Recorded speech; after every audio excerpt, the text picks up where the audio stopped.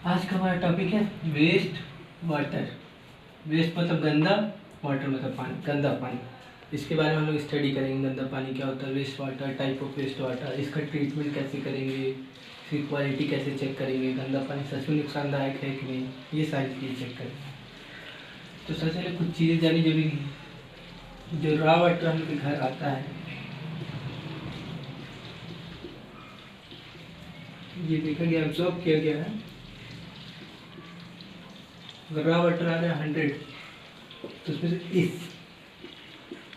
80% water जो है waste water बन जाता है। बाकी जो 20% रहता है प्रेसिपिटेट हो जाता है या फिर फिल्ट्रेट हो जाता है। तो ये 80% यही हमारा क्या है, वेस्ट वाटर। अगर इसी को हम लोग फिल्टर कर दें, फिर से साफ कर दें, तो फिर से यूज़ कर सकते हैं।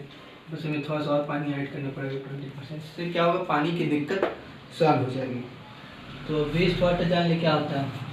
वेस्ट वाटर तो समझ जाएंगे, घर से जो कचरा निकलता है, फिर इंडस्ट्री से जो कचरा वचरा पानी निकलता है, उसको बोलते हैं वेस्ट वाटर।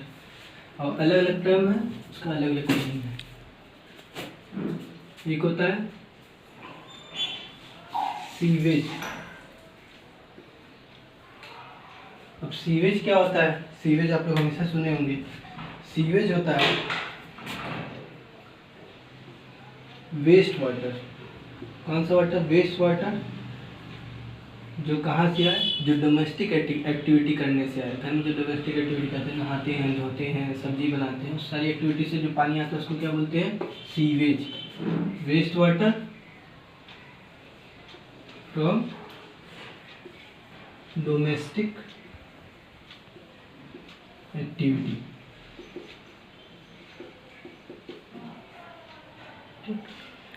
जो हो गया सीवेज, क्लियर हो गया हम लोग का। सीवेज क्या होता है, वेस्ट वाटर होता है जो डोमेस्टिक एक्टिविटी से आए, उसको क्या बोलते हैं, सीवेज बोलते हैं। अब इसी तरह एक और टॉपिक है इंडस्ट्रियल सीवेज। इसको सीवेज भी बोल सकते हैं या फिर डोमेस्टिक सीवेज, मोर स्पेसिफिक।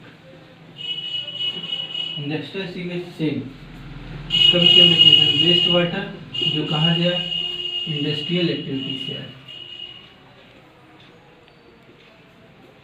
उसको इंडस्ट्रियल सीवेज कहेंगे। और इन्हीं दोनों को मिला के क्या कहते हैं, इन्हीं दोनों को, यानी कि इंडस्ट्रियल सीवेज और डोमेस्टिक सीवेज को ऐड कर देंगे तो उसको बोलेंगे हम लोग सलेज। क्या बोलेंगे, सलेज नहीं बोलेंगे, सैनिटरी सीवेज बोलेंगे। सैनिटरी सीवेज, सैनिटरी सीवेज क्या होता है, waste water come from domestic plus industrial activity, उसको क्या बोलते हैं, सैनिटरी सीवेज। ठीक, सैनिटरी सीवेज क्या है, industrial sewage plus domestic sewage का सम। अब किचन प्लस बाथरूम, इन दोनों से जो वाटर आता है उस वाटर को हम लोग बोलते हैं सलेज। क्या बोलते हैं, सलेज। एक दो नंबर क्वेश्चन आता है, क्लियर हो गया। डोमेस्टिक सीवेज का डेफिनेशन, इंडस्ट्रियल सीवेज का डेफिनेशन, इंडस्ट्रियल एक्टिविटी से आए, सैनिटरी सीवेज, इन दोनों का सम। किचन और जो बाथरूम से आता है उसको सलेज बोलते हैं। अब एक और आप सुने होंगे ड्रेनेज। ड्रेनेज क्या होता है,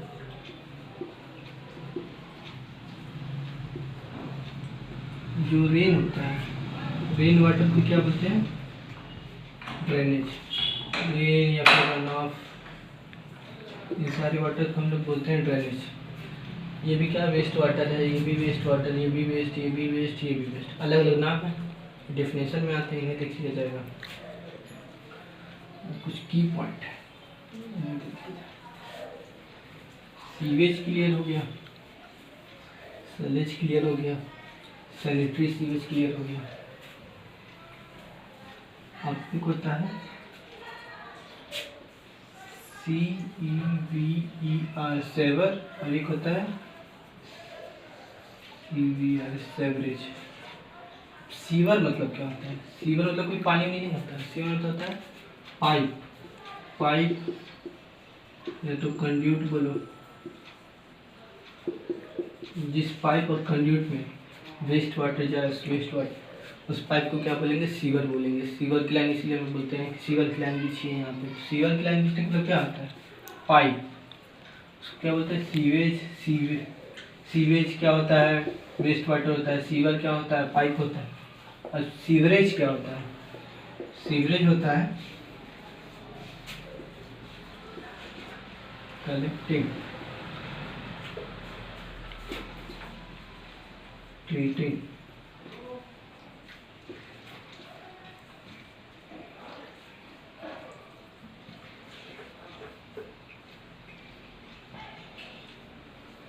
सीवरेज मतलब होता है वेस्ट वाटर का कलेक्शन प्लस उसका ट्रीटमेंट, फिर उसको कैसे डिस्पोज करना है। इन तीनों के कंबाइंड प्रोसेस को क्या बोलते हैं? सीवरेज बोलते हैं। ठीक। अब एक और चीज़ देख लीजिए, सीवेज में ऑब्जर्व किया गया है कि अगर 1 टन सीवेज हो, यानी कि 1000 kg सीवेज हो, तो उसमें सॉलिड 0.45 kg होता है। कितना होता है? 0.45 kg। अगर यही सॉलिड निकालें तो पानी क्या हो जाएगा? साफ हो जाएगा। पूरा लोचा इसी सॉलिड का है। इसी सॉलिड को कैसे निकालते हैं, कितने तरह सॉलिड भी 3-4 तरीके के होते हैं, settable solid, non settable solid, सारा चीज़ अभी ध्यान रखते हैं।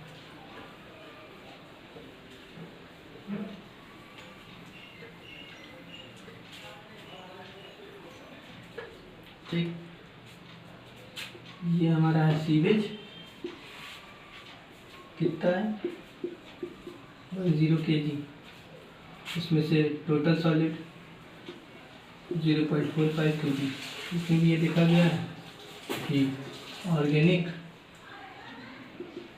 और इनऑर्गेनिक।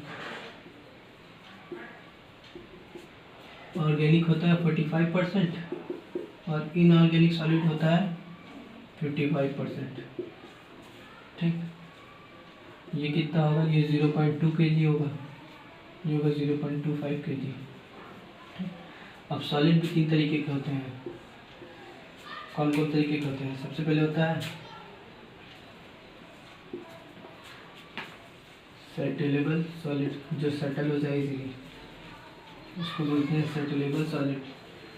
फिर उसके बाद बोलते हैं एक आता है सस्पेंडेड, जो सेटल ही ना हो, सस्पेंडेड सॉलिड। और तीसरा होता है डिस्पर्स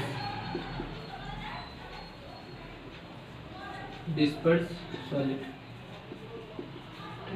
अब ये कितने परसेंट होते हैं? डिस्पर्स सॉलिड हम लोग का होता है 50% और ये दोनों 25%। डिस्पर्स पता है हमें क्या होता है, सस्पेंडेड भी पता है क्या होता है, पहले से पूछना बचा। सेटलेबल सॉलिड, सेटलेबल सॉलिड क्या होता है, इसको कैसे निकालते हैं? तो इसका तरीका है इमाफ कोन, एक ऑपरेटस है इमाफ कोन।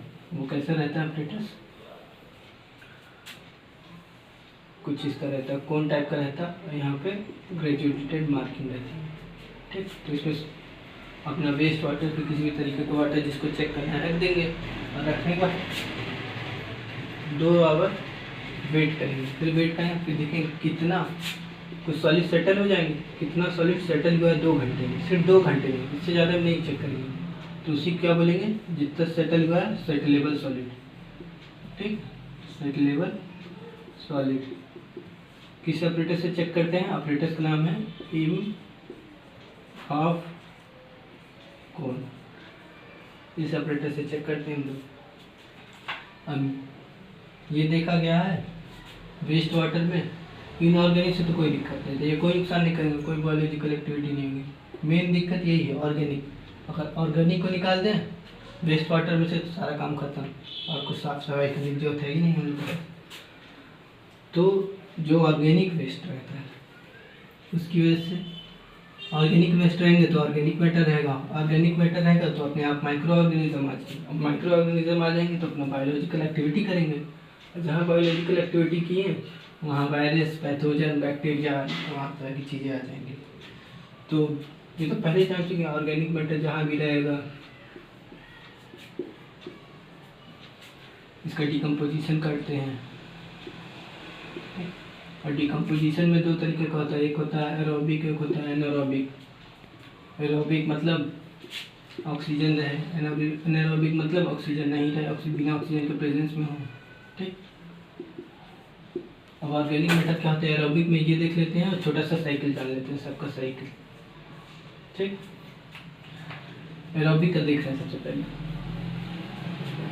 एरोबिक का सारे ऑर्गेनिक मैटर। ऑर्गेनिक मैटर सबसे पहले होता है नाइट्रोजीनस,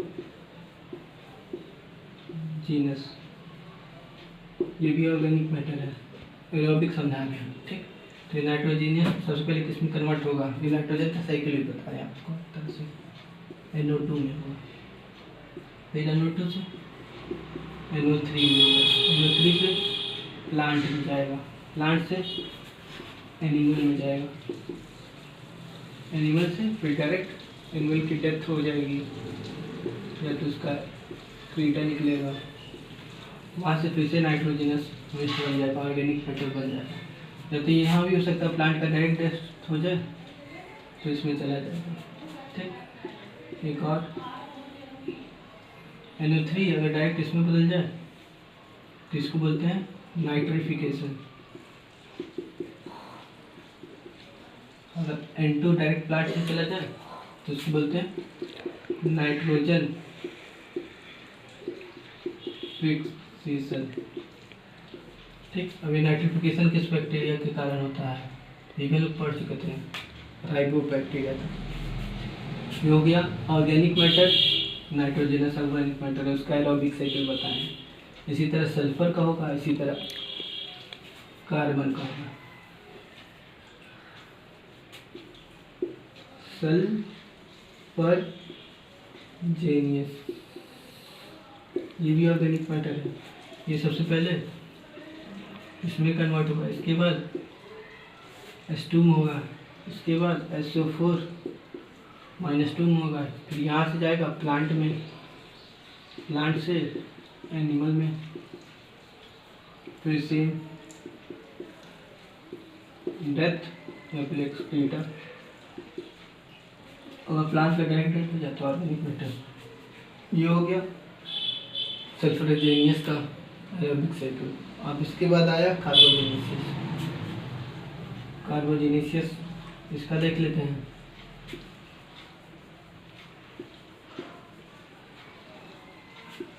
कार्बोजेनेसिस से सबसे पहले बनेगा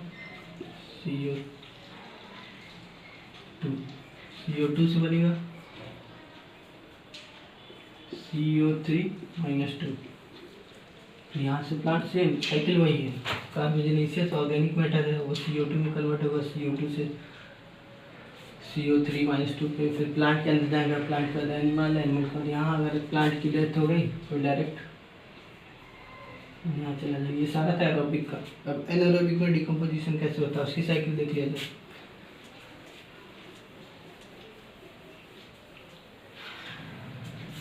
एनारोबिक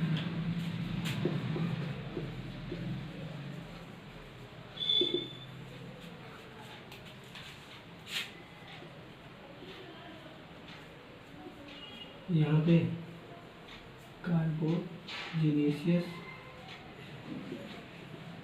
सल्फर और नाइट्रोजेनेसिस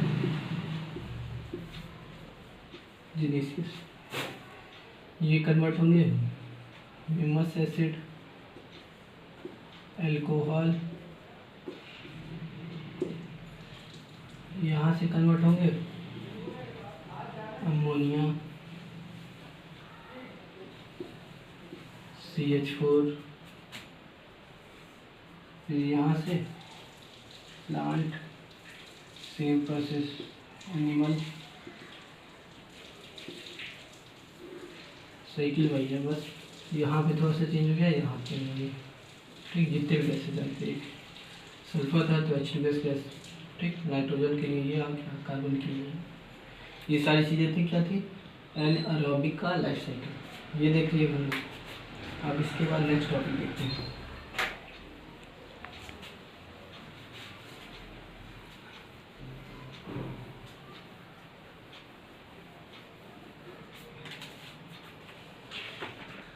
वेस्ट वाटर है। अब इस वेस्ट वाटर का हमें ट्रीटमेंट करना है, तो ट्रीटमेंट से पहले सबसे पहले इसकी क्वालिटी पता होनी चाहिए कि वेस्ट वाटर में क्या है क्या नहीं है, क्या चीज़ ज़्यादा है, और क्वालिटी पता रहेगी तभी तो ट्रीटमेंट कर पाएंगे। बिना क्वालिटी के कोई ट्रीटमेंट कर नहीं सकते हम लोग। तो फिजिकल क्वालिटी ये हम लोग पहले ही रॉ वाटर में पढ़ चुके हैं, सेम वही क्वालिटी जो पहले रॉ वाटर में पढ़े थे, same as of raw water. क्या क्या था, पीएच था, कलर था, टेस्ट था, ये सारी क्वालिटी थी। तो ये फिजिकल में आ जाएंगे, फिजिकल देखना है ही नहीं क्योंकि दोबारा अब क्यों पढ़िए, एक बार पढ़ चुके हैं, सीधी केमिकल देखते हैं। अब केमिकल में क्या होगा,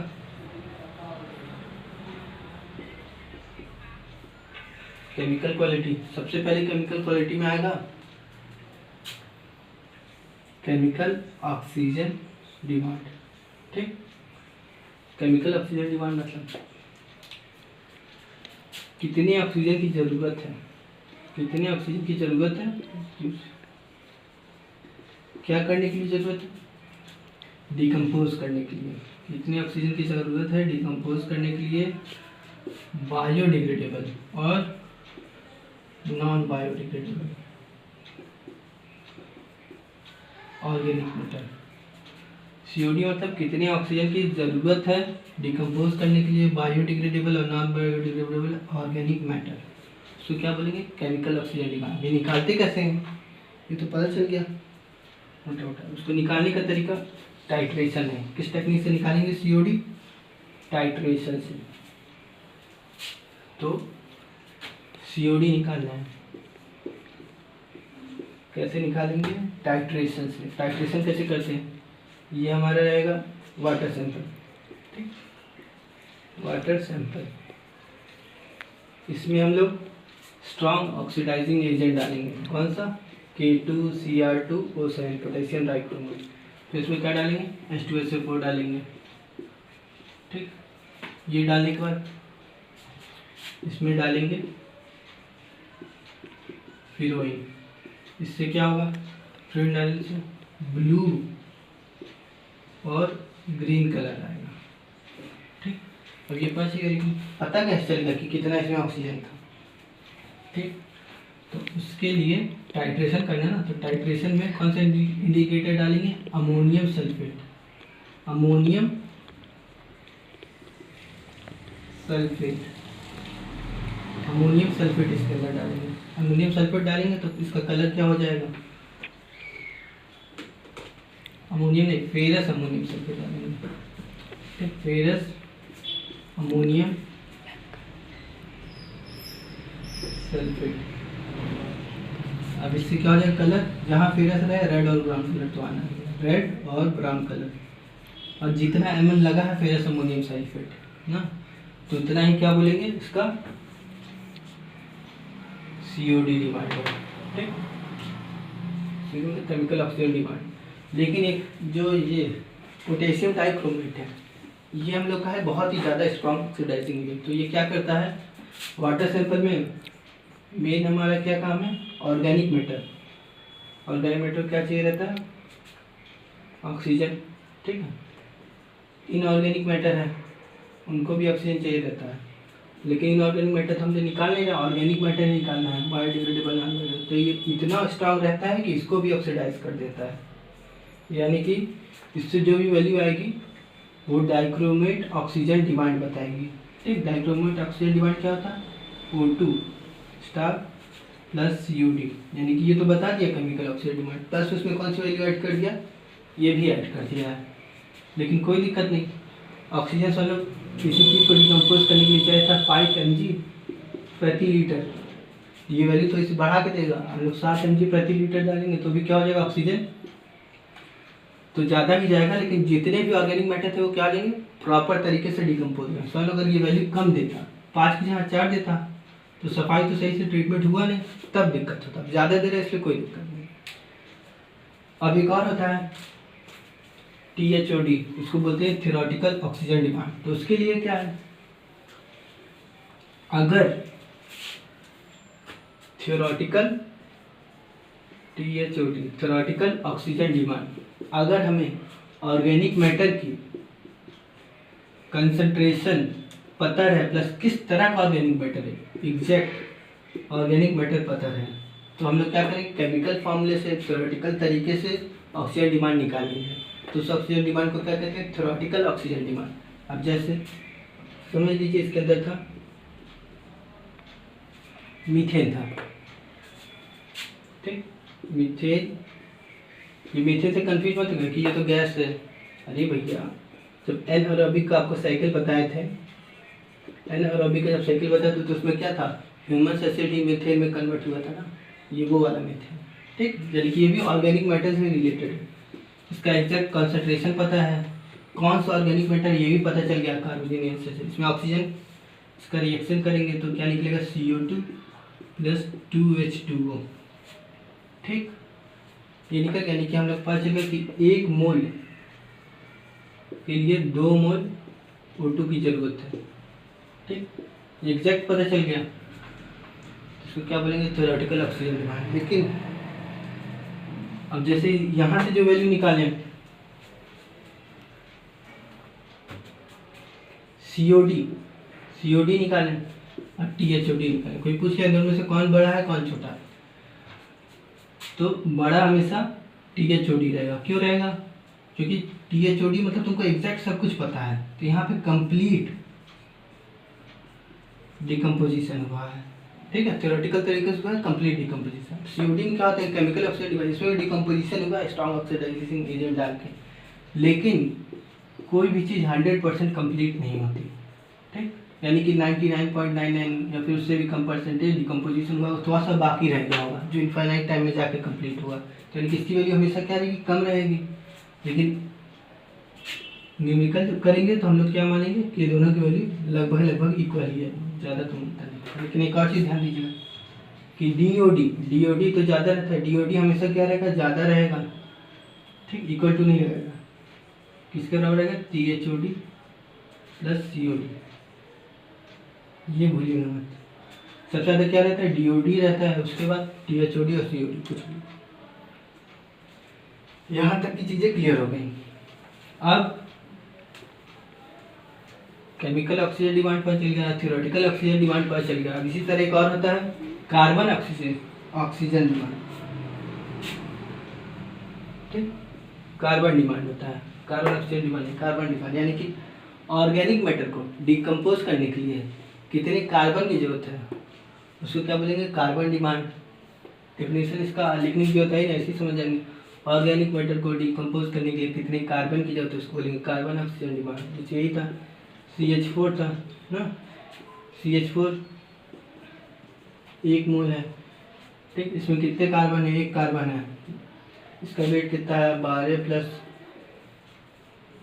यानी कि 16 ग्राम के लिए हमें 1 कार्बन की जरूरत है। 1 कार्बन का वेट कितना है, 12 ग्राम, ठीक। यही 12 ग्राम अगर 100 रहे तो 100 के लिए कितना जरूरत पड़ेगा, 12,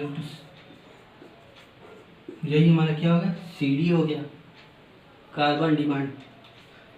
अब ये सब तो छोटा मोटा था, एग्जाम में क्वेश्चन आता है BOD से। BOD क्या होता है, बायोकेमिकल ऑक्सीजन डिमांड। BOD मतलब बायोकेमिकल ऑक्सीजन डिमांड। ये क्या होता है, कितने ऑक्सीजन की जरूरत है, कितने ऑक्सीजन की हमें जरूरत है,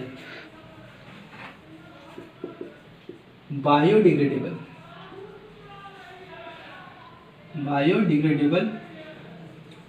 ऑर्गेनिक मैटर, सिर्फ बायोडिग्रेडेबल ऑर्गेनिक मैटर को डिकम्पोज करने के लिए कितने ऑक्सीजन की जरूरत है, इसको बोलते हैं BOD। अभी निकालते कैसे हैं, निकालने का तरीका देखो, बाद में बताएंगे, पहले थोड़ा सा टर्म समझिए। हमेशा BOD लिखा जाता है BOD 5। 5 दिन में कितने ऑक्सीजन की जरूरत पड़ी बायोडिग्रेडेबल ऑर्गेनिक मैटर को खत्म करने के लिए, ठीक है। वो भी टेम्परेचर मेंशन रहता है, कितने टेम्परेचर पे, 20 डिग्री सेल्सियस पे। 20 डिग्री सेल्सियस पे 5 दिन में कितने ऑक्सीजन की जरूरत पड़ी बायोडिग्रेडेबल ऑर्गेनिक मैटर को डिकम्पोज करने के लिए, उसको बोलते हैं BOD। अब ये 5 डेज को लिया गया, ठीक है। तो इसका लॉजिक ये है, कैसे एब्जॉर्ब किया गया, क्या किया गया, एब्जॉर्ब, यानी कि हम लोग देखे हैं, साइंटिस्ट लोग एब्जॉर्ब किए 0, 5, 10, इनके बाद इनफाइनाइट तक, 0 में तो भैया कोई नहीं। 5 दिन में ऑर्गेनिक मैटर 68% नियरली डिकम्पोज हो जाता है, ठीक। और 10 दिन में कितना, 94% डिकम्पोज हो जाता है। बाकी इससे ज़्यादा डिकम्पोज करने के लिए 15 दिन में 96% हो जाता है। इनफाइनाइट टाइम में तब जाकर 100% होता है।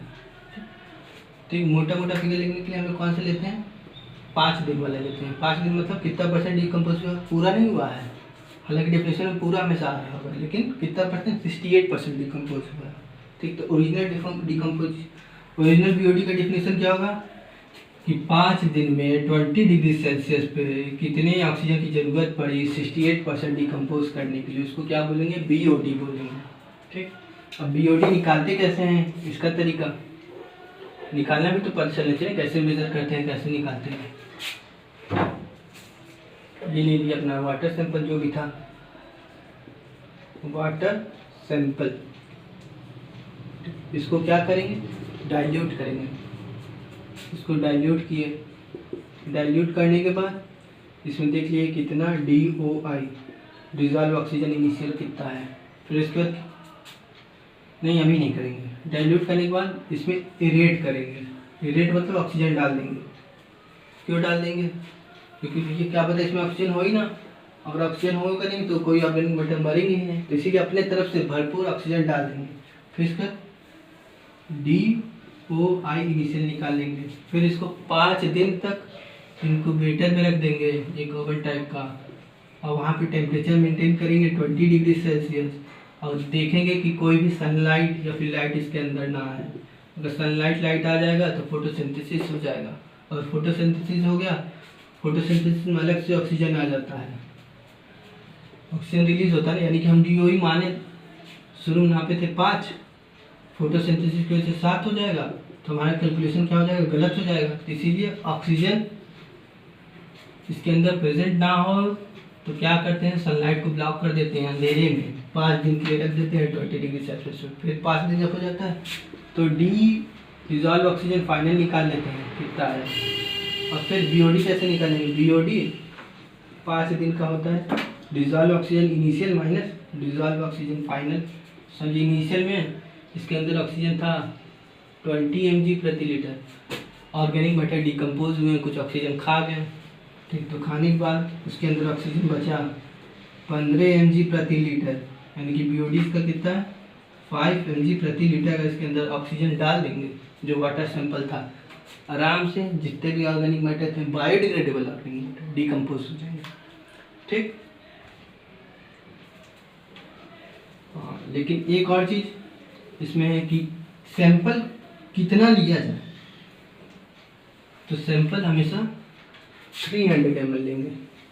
कितना, 300 ml, इससे ज़्यादा नहीं लेंगे ना इससे कम लेंगे, 300 ml पे ही चेक करेंगे सैंपल। ठीक,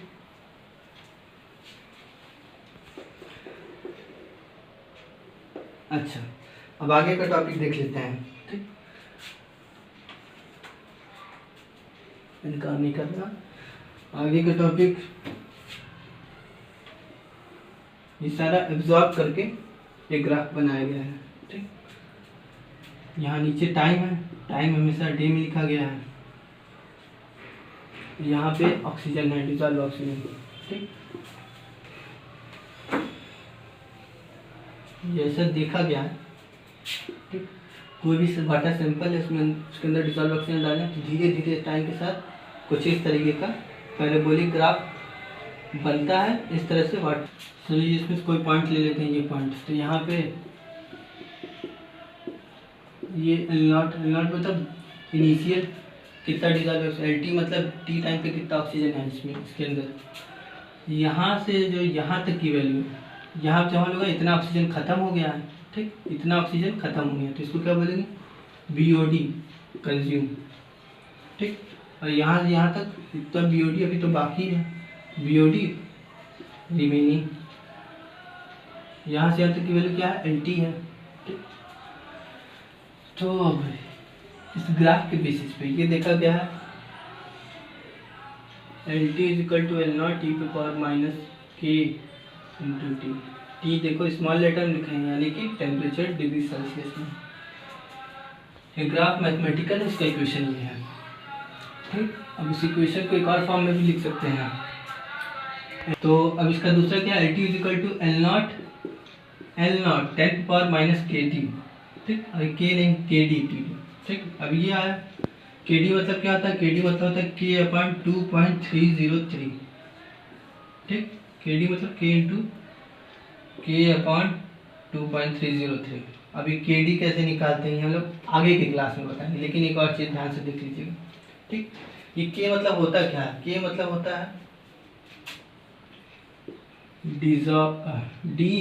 डीऑक्सीजनेटेड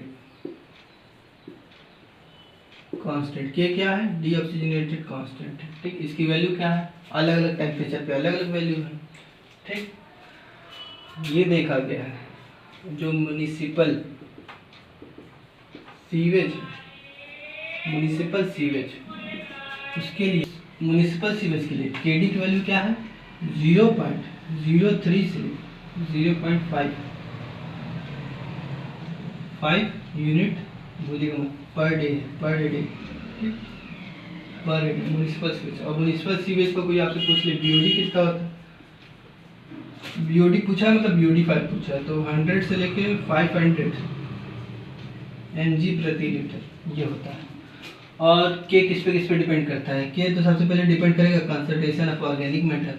जितने ऑर्गेनिक मैटर रहेंगे उतना के की वैल्यू रहेगी। एक और चीज़ ध्यान देने योग्य है कि अगर जो भी ऑर्गेनिक मैटर, अगर सिंपल ऑर्गेनिक मैटर रहेगा तो के की वैल्यू हाई रहेगी, और कॉम्प्लेक्स ऑर्गेनिक मैटर रहेगा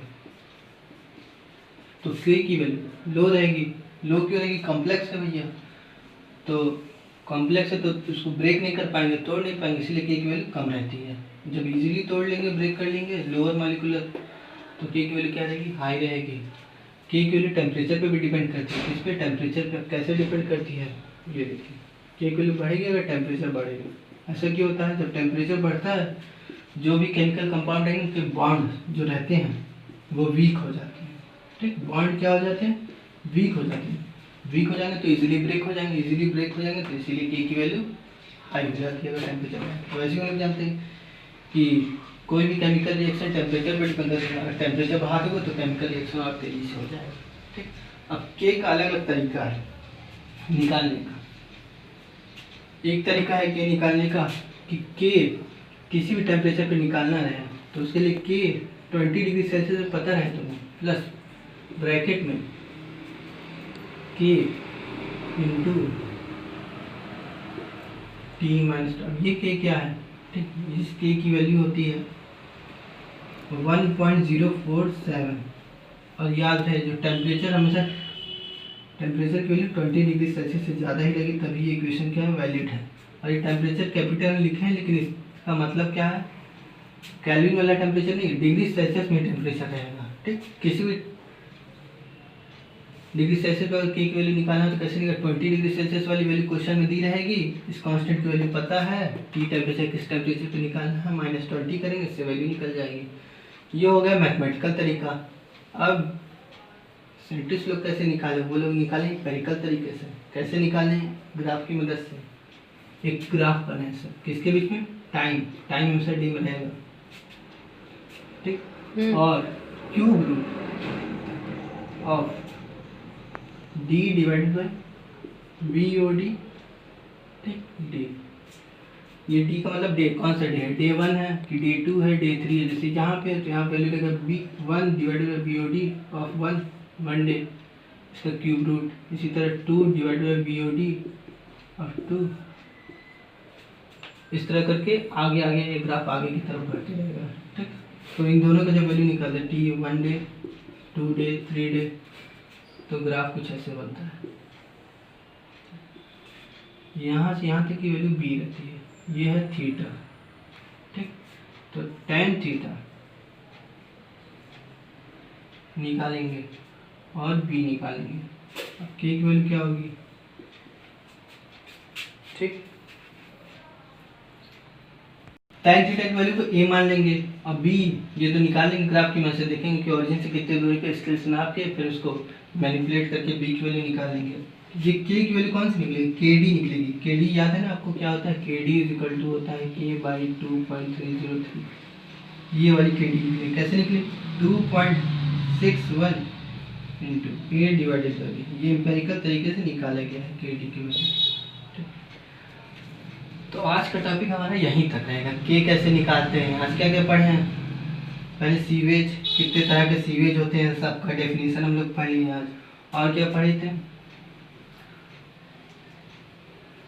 सीवेज का ट्रीटमेंट करने से पहले उसकी क्वालिटी जानना पड़ता है, क्वालिटी पढ़े हैं। फिजिकल क्वालिटी पहले से ही पढ़ चुके थे, इसलिए फिजिकल क्वालिटी दोबारा रिपीट नहीं करा है। केमिकल क्वालिटी में कौन कौन सी क्वालिटी पढ़ा है, पहले सिर्फ ऑक्सीजन वाला ही पढ़ा है। उसमें क्या, chemical oxygen demand, theoretical oxygen demand, carbon demand, BOD पढ़ा है। बीओडी भी अभी आधा चाहिए, कहाँ पे, बस के कैसे निकालते हैं, के किस पे डिपेंड करता है, बीओडी क्या होता है, बीओडी का एग्जैक्ट डेफिनेशन क्या होता है, ये सारी चीज़ें आज हम लोग पढ़े हैं। आगे की क्लास में लोग जानेंगे। बीओडी ये तो निकालेंगे, लेकिन बीओडी निकालने के बाद और क्या प्रोसेस है, कैसे पानी को साफ करेंगे, कैसे ट्रीटमेंट करेंगे, ये सारी चीज़ें कल की क्लास में देखेंगे। अभी जितना भी पढ़ा है उस सारे टॉपिक का रिवीजन जरूर कर लीजिएगा आप लोग। अगर रिवीजन नहीं करेंगे तो लिंक नहीं बनेगा, नहीं तो ये के चक्कर में आप लोग भी इसी के में गुम हो जाएंगे। ये क्या होता है, ये वाला के क्या होता है, ये दोनों में हमेशा कन्फ्यूजन ही रह जाएगा। ठीक, तो जाने से पहले एक थॉट आप सबके लिए,